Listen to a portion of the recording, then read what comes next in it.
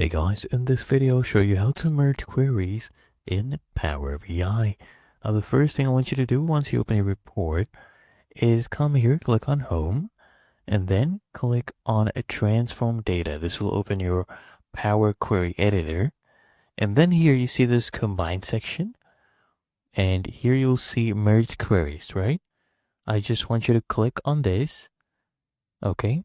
And this will open up a pop-up where we are able to choose two different tables. So our first table is financials, and our second table will be this sheet 1. And to merge these queries, we need to go ahead and select something in common. And in this case, it would have to be, for example, product. So you need to highlight, okay, the same one on each tables. And now they're finding matches. As you can see, the selection matches 700 out of 700 rows from the first table.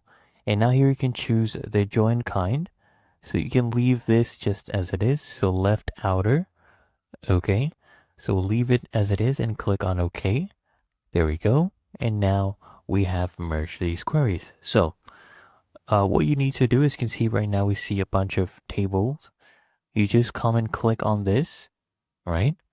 And we can basically deselect everything and select what we want to add and merge.